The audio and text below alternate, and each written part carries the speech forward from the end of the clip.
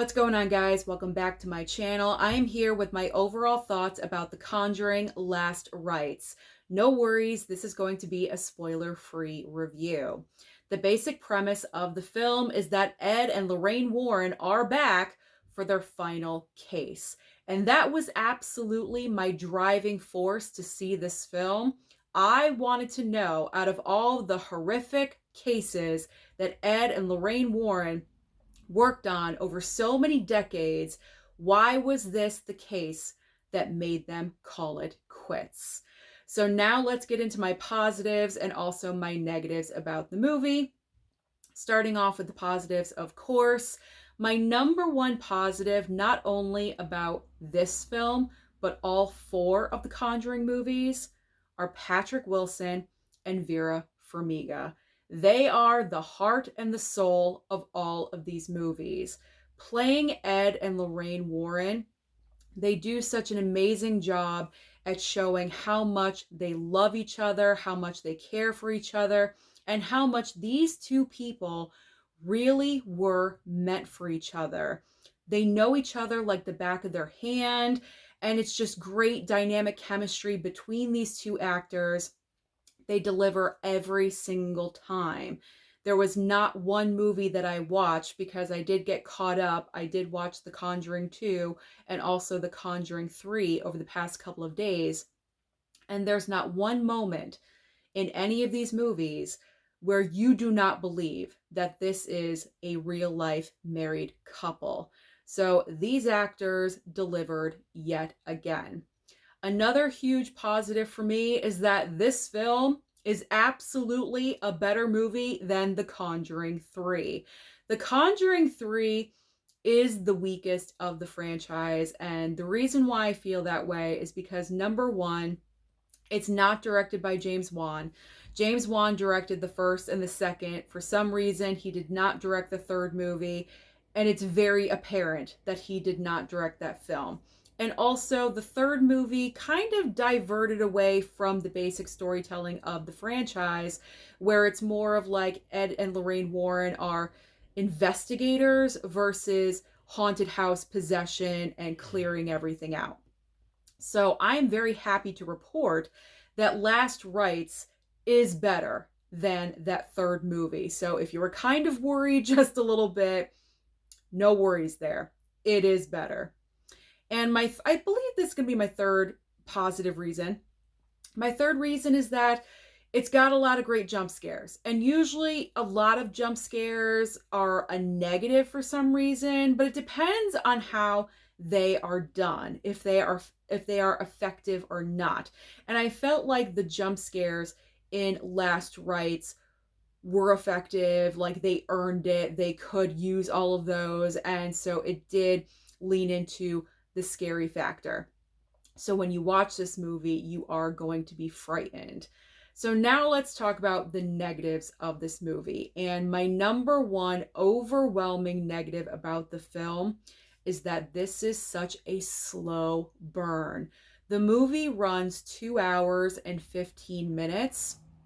And I felt like if you cut the movie in half, they are two completely different tones, because the first half of the movie very much focused on the Warrens and their daughter Judy and backstory and instances that occurred in their past.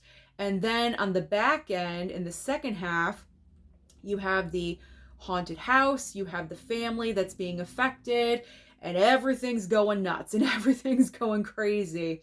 And I just felt like the first half of this movie dragged on, and I was getting a little antsy, just a little bit. I was checking my phone, and I don't normally do that, but I was getting kind of bored, and that was making me nervous, because I was saying to myself, oh my gosh, no, I don't want to be bored during another film, because I was kind of bored during Conjuring 3, and I did not want a repeat of that.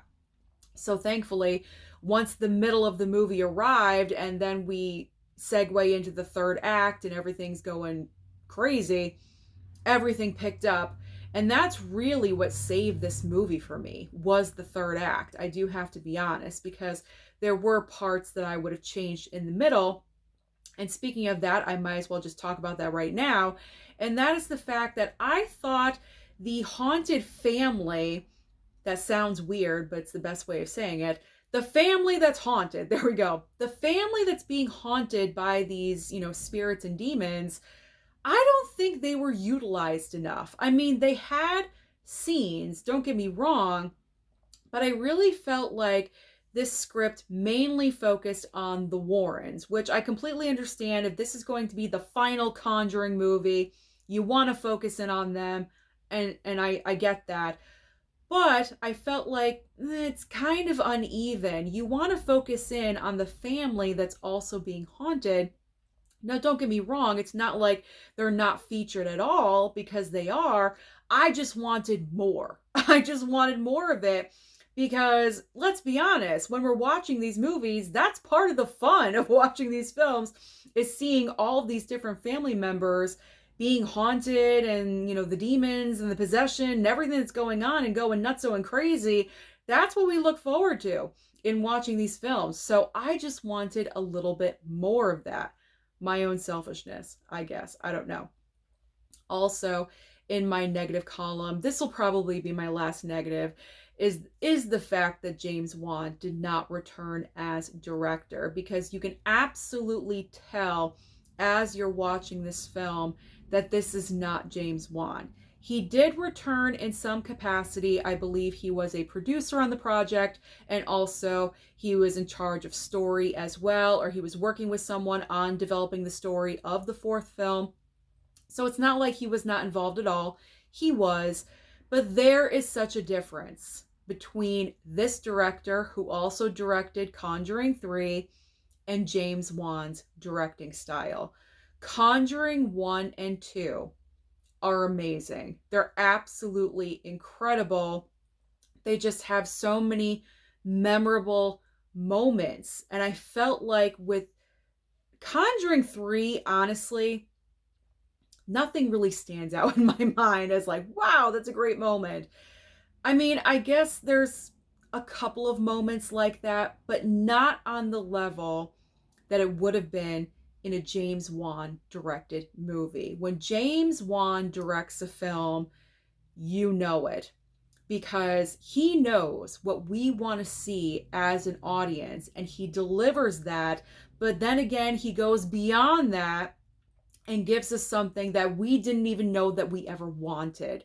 And that is just always fantastic with a James Wan film. So because this is the final Conjuring movie, I thought he would have come back to direct it. It would have been fantastic if he did, but I also understand why he did not, because he's just so busy. I looked on his IMDb, and he has so many projects in production, pre-production, as a producer, also as a director.